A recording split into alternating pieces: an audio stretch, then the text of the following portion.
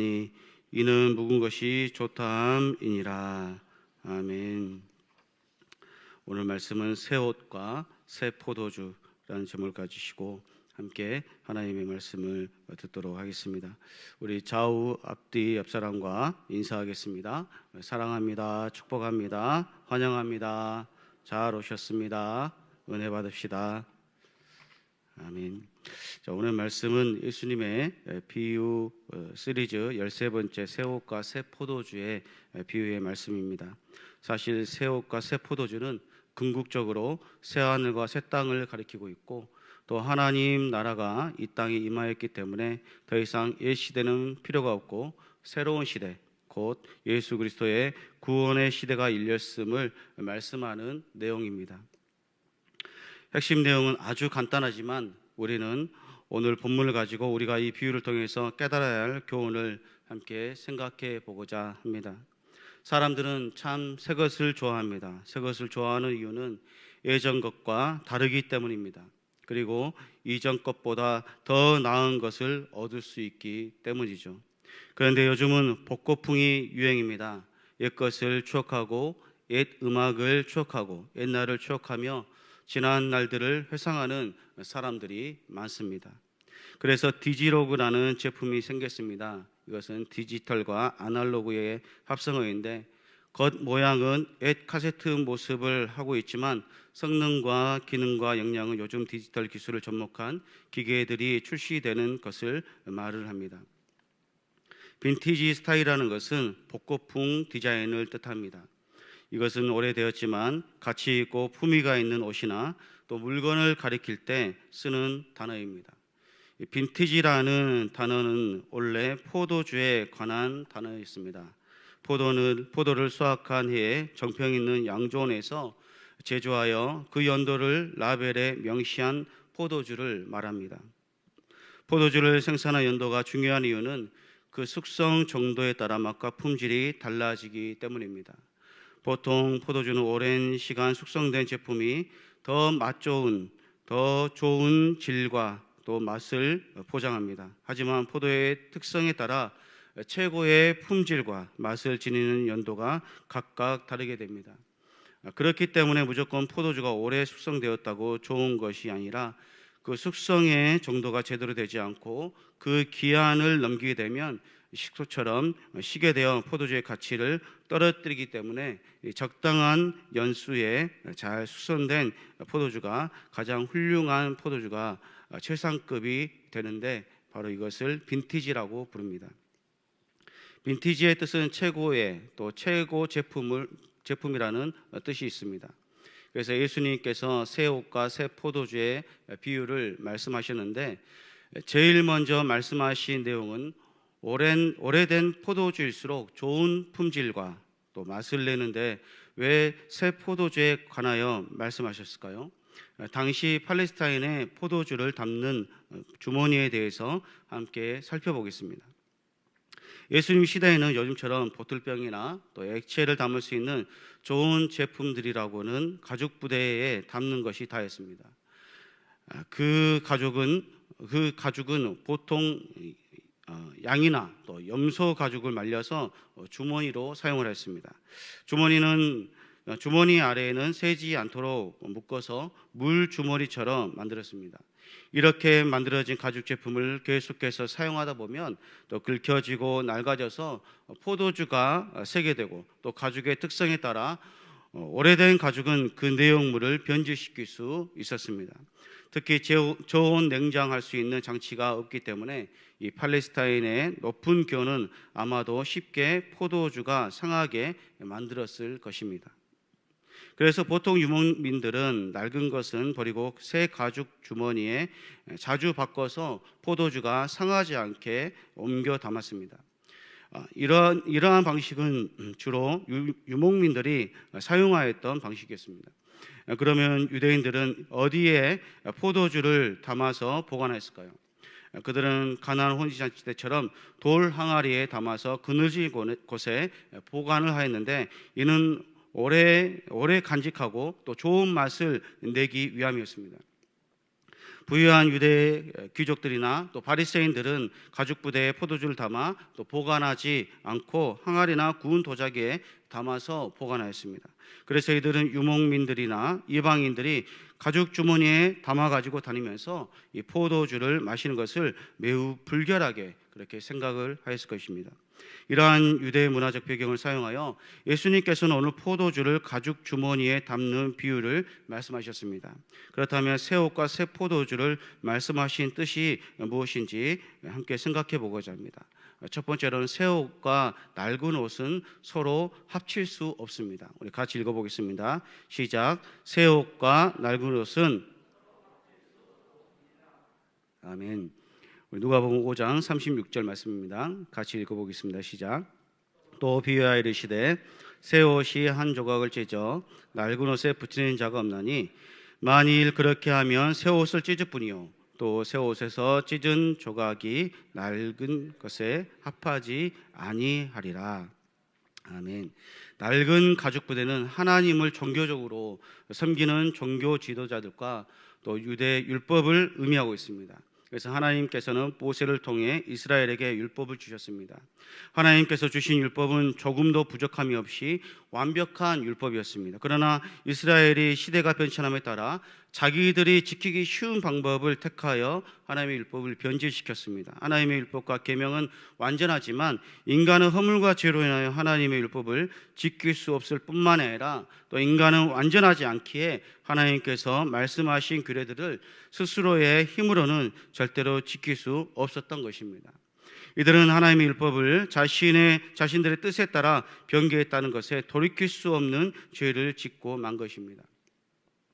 예수님께서 세상에 오심으로 말미암아 새로운 영적 세계가 열렸습니다.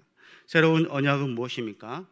그것은 율법과 규례와 제도로 구원함을 받는 것이 아니라 오직 믿음으로 구원을 얻는다는 것입니다. 구약의 율법은 신약의 은혜와 합쳐질 수 없습니다. 예수님은 규례와 전통으로 유대교의 낡은 종교 체계를 수선하고 땜질하시기 위해서 세상에 오신 것이 아닙니다. 예수님께서는 구약의 율법과 규례와 제도를 개선시키기 위함이 아니라 전혀 새로운 율법을 주시기 위해서 오셨습니다. 구약에서는 이에는 이, 눈에는 눈이었고 죄와 잘못에 대한 것들에 대해서 바로 응징하고 벌을 내리셨지만 신약 시대에는 하나님의 사랑을 완성시키기 위해 오셨습니다. 예수님이 이 땅에 오신 이유에 대해서 누가복음 19장 10절에서 정의하고 있습니다. 같이 읽어보겠습니다. 시작. 인자가 온 것은 잃어버린 자를 찾아 구원하려 함이니라. 아멘. 네, 그렇습니다. 예수님께서 이 땅에 오신 이유는 잃어버린 자, 곧 예수님을 믿지 않는 자를 구원하시기 위함입니다. 예수님께서는 자기 자신을 십자가에서 죽기까지 우리에게 내어주셨는데 우리는 그 은혜를 받고 살아가고 있으면서도 우리의 내면의 모습과 생활 태도는 지금 어떻습니까? 얼마나 우리의 모습이 악한지 모릅니다. 그 결정체가 무엇입니까? 타인을 생각하지 않고 자기밖에 모르는 이기주의적인 삶인 것이죠. 사람은 이기적입니다. 모든 사람이 자기 중심적으로 살아가고 또 자기가 우주의 중심인 줄 알고 살아가는 사람도 있습니다. 왜입니까? 그 이유는 인간은 죄인이기 때문에 예수 그리스도로 인하여 구원을 받았다고 하나 그 죄성은 여전히 인간의 성품에 내재되어 있고 남아있기 때문입니다. 그래서 누가 자기를 무시하거나 업신여기거나 형편없는 사람으로 취급하면 그 사람의 성격에 따라 참을 수 있는 사람도 있지만 또 참지 못한 사람도 있는 것이죠. 우리는 흔히 잘 참는 사람은 인격이 성숙되고 또 하나님께 믿음의 훈련을 잘 받아 성품이 변화된 사람으로 생각합니다. 그리고 그렇지 못하고 자주 쉽게 자신의 감정을 표출하고 또 안 좋은 감정들을 표현하는 사람들은 덜 성숙되고 아직 하나님의 훈련을 많이 받아야 할 사람으로 그렇게 생각합니다. 어떻게 보면 그게 맞을 수 있을 것 같습니다. 그러나 바울은 어떻습니까? 자기에게 질병이 있었습니다. 그러나 하나님께서는 그 질병을 거두어 주지 않으셨습니다. 왜입니까? 그 은혜가 내게 족하기 때문이다라고 고린도후서 12장 9절에 말씀하고 있기 때문이다. 상반절에 보면 나에게 이르시기를 내 은혜가 내게 족하도다라고 말씀하고 있습니다. 하나님은 그 사람 성질대로 그대로 사용하십니다. 물론 사도 바울께서는 이전의 삶을 청산하고 오직 예수 그리스도를 전하는 사람으로 자신의 전 인생을 드린 위대한 믿음의 영웅입니다. 그렇다고 모두가 다 사도 바울이 될 수가 없고, 다 사무엘이 될 수가 없고, 다 다윗이 될 수는 없습니다. 하나님께서는 믿음의 영웅들을 보고 그들을 닮아가기 위해 힘쓰라고 우리에게 말씀을 통해서 보여주신 줄로 믿습니다. 그렇게 되지 않았다고 해서 정죄하거나 비판하거나 또 판단하거나 평가해서는 안 되고 또 그렇게 할 필요도 없습니다. 왜냐하면 우리는 누구나 다 자기 안에 변화되지 않은 아직과 고집과 또 하나님이 기뻐하시지 않는 성질이 있기 때문입니다. 예수님께서는 율법을 완성하러 오셨습니다. 그 율법은 십자가에서 완성됐습니다. 더 이상 제사가 필요 없는 새로운 시대를 우리에게 열어주셨습니다. 그리고 누구든지 하나님 앞에 자기 스스로 나아갈 수 있는 대제사장직을 우리에게 주셨습니다. 그리고 우리를 하늘나라의 왕의 자녀, 즉 하나님의 자녀로 삼아 왕같은 제사장이 되게 하셨습니다. 그러므로 우리는 더 이상 죄의 자녀가 아니라 의의 자녀이며 또 복의 사람인 줄로 믿습니다. 그러므로 우리를 올무에 빠지게 하는 조건들을 제거하고 오직 하나님의 말씀으로 승리하시는 성도님들이 되시기를 바랍니다. 두 번째로, 새 포도주는 새 부대에 담아야 합니다. 같이 읽어보겠습니다. 시작. 새 포도주는 새 부대에. 아멘. 우리 누가복음 5장 37절에서 38절 말씀 같이 읽어보도록 하겠습니다. 시작. 새 포도주를 낡은 가죽 부대에 넣는 자가 없나니 만일 그렇게 하면 새 포도주가 새 부대를 터뜨려 포도주가 쏟아지고 부대도 못 쓰게 되리라. 새 포도주는 새 부대에 넣어야 할 것이니라. 아멘. 당시 팔레스타인들이 가죽 주머니에 새 포도주를 보관을 했는데 낡은 가죽 부대는 조직이 약해진 상태로 탄력성이 없어서 새로 만든 포도주를 담았을 경우에 발효하면서 그 양이 팽창하여 부대가 터져서 포도주가 쏟아지고 말았습니다. 그래서 사람들은 낡은 가죽 부대를 사용하지 않고 새 가죽 부대에 새 포도주를 담았던 것입니다. 새 포도주는 예수 그리스도이며 또 은혜의 복음을 뜻합니다. 전통적으로 유대인들은 메시아가 이 땅에 오시면 유대 민족을 구원할 것으로 그렇게 믿었습니다.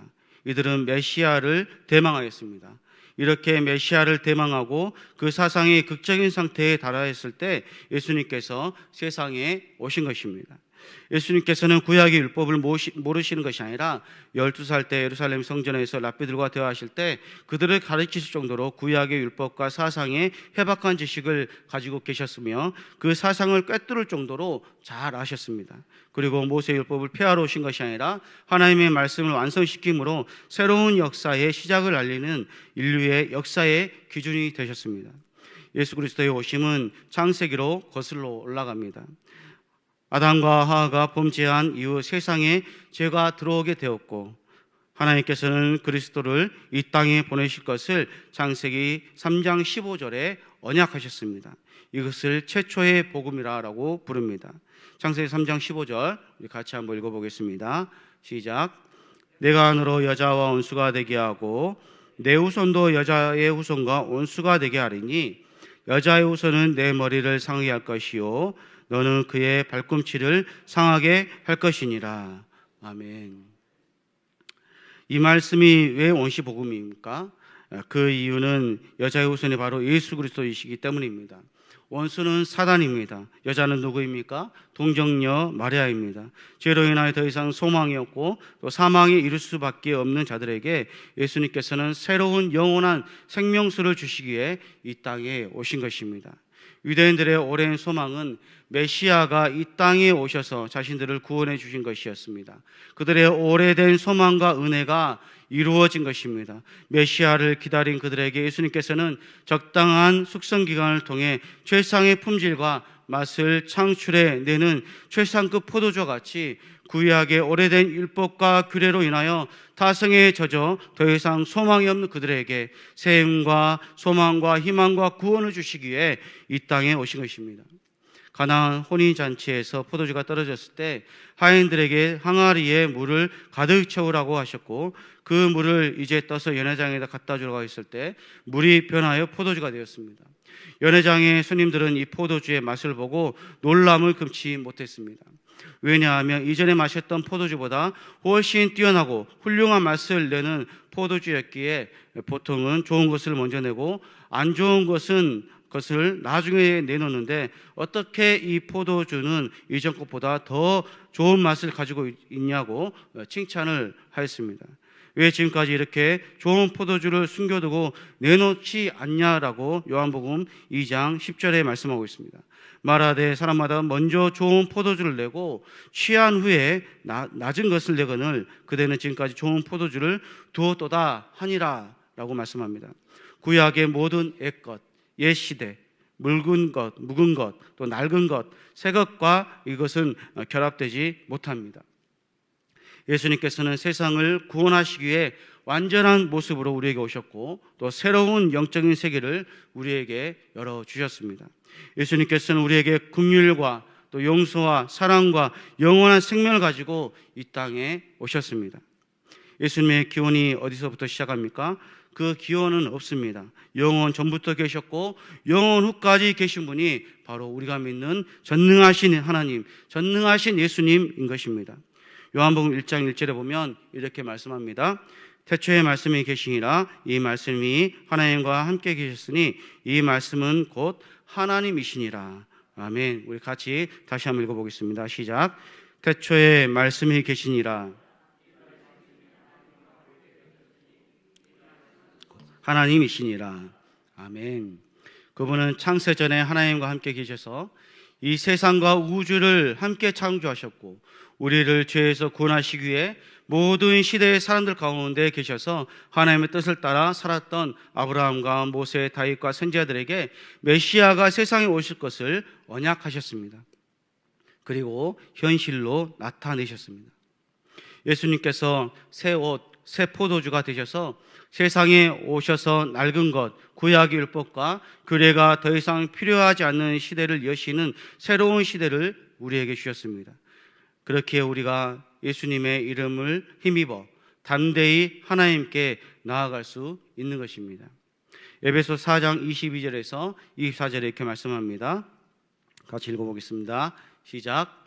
너희는 유혹의 욕심을 따라 썩어져가는 구습을 따르는 옛사람을 벗어버리고 오직 너희의 심령이 새롭게 되어 하나님을 따라 의와 진리의 거룩함으로 지으심을 받은 새 사람을 입으라. 아멘. 우리는 이제 낡은 부대, 옛자, 옛 성품, 옛 모습을 버리고 새 부대가 되어야 할 줄로 믿습니다. 낡은 부대는 오래된 자기의 의와 또 하나님께서 기뻐하시지 않는 모든 것들이 바로 오래된 것들입니다. 새 부대는 바로 거듭남입니다. 우리는 새로운 삶을 살아야 합니다. 그것은 바로 하나님이 기뻐하시는 삶입니다. 예수님은 밤몰래 찾아온 니고데모에게 내가 다시 태어나지 않으면 하나님의 나라를 볼 수도 들어갈 수도 없다라고 말씀하셨습니다. 그런데 그는 주님의 말씀이 무슨 뜻인지 이해하지 못하여 어머니 뱃속에 들어가 2번 태어나야 하느냐고 물었습니다. 그러자 주님은 물과 성령으로 거듭나야 한다고 요한복음 3장 5절에 말씀합니다. 예수께서 대답하시되 진실로 진실로 내게 이르노니 사람이 물과 성령으로 나지 아니하면 하나님의 나라에 들어갈 수 없느니라. 아멘. 새 부대는 물 곧 죄와 회개입니다. 성령은 예수님을 구주로 영접하는 것을 말합니다. 그래서 새 부대는 물과 성령으로 다시 태어난 것을 말씀하고 있습니다.